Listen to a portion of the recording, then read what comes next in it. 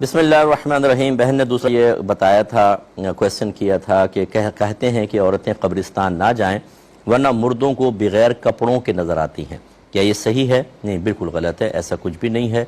دیکھیں، ہزاروں لوگ ہیں شہدائے احد کے مزارات پہ حاضر ہوتے ہیں، اس میں جنت البقیع کے قبرستان میں حاضر ہوتے ہیں، اگرچہ عورتوں کو آگے جانے کی اجازت نہیں، لیکن بہرحال جب مردہ کیا صرف قبر کے پاس آئے گی تب عورت کو دیکھ سکے گا؟ اگر اتنی نگاہ ہے اس کی تیز، یا اس کو اللہ نے اتنی صلاحیت دے دی ہے کہ وہ قبر کی منو مٹی کے نیچے سے دیکھ سکتا ہے، تو پھر دیوار کے پیچھے سے بھی دیکھ سکتا ہے۔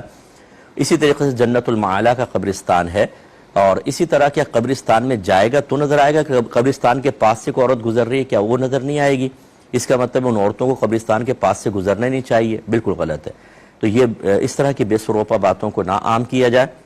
یہ ضرور ہے کہ فقہاء نے فرمایا کہ پہلے نبی کریم صلی اللہ علیہ وسلم نے منع فرمایا تھا، پھر اجازت مرحمت فرمائی کہ میں نے پہلے تمہیں منع کیا تھا لیکن اب میں تمہیں زیارت قبور کی اجازت دیتا ہوں، کیونکہ اس سے نصیحت اور عبرت حاصل ہوتی ہے،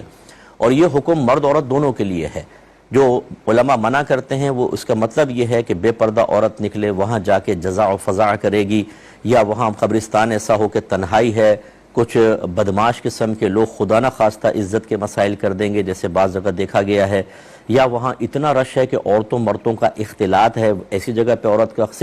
صرف قبرستان میں قبر کی زیارت کے لیے یا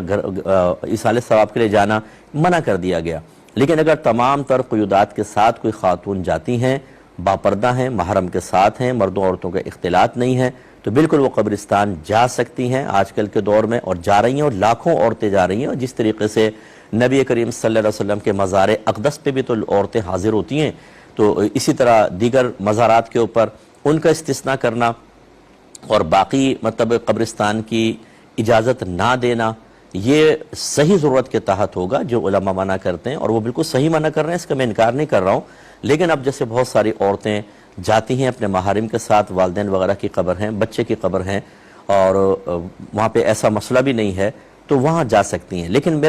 ہم یہ کہتے ہیں کہ قصد و ارادے کے ساتھ نہ جائیں، جیسے وہاں سے گزر رہے ہیں تو ٹھہر کے چلو ایصال ثواب بھی کر دیا، اور وہ بھی اس صورت میں کہ جب آپ وہاں قبر تک جاتے ہوئے قبروں کے اوپر چڑھ چڑھ کے نہ جائیں، پھلانگ کے، مناسب نہیں، پھر دور سے اپنے باہر سے ایصال ثواب کر لیں۔ اور بہنوں کے لیے سب سے بہتر یہی ہوتا ہے کہ اپنے گھر پہ رہ کے کریں، کیونکہ جب عورتیں وہاں جاتی ہیں تو یہ اپنے آپ کو قابو میں نہیں رکھ پاتی، رو پڑتی ہیں، جزا و فضا کرتی ہیں، چیختی چلاتی ہیں بعض اوقات، تو یہ مناسب نہیں ہوتی چیزیں۔ تو ان تمام چیزوں کو ذرا ذہن میں رکھیے،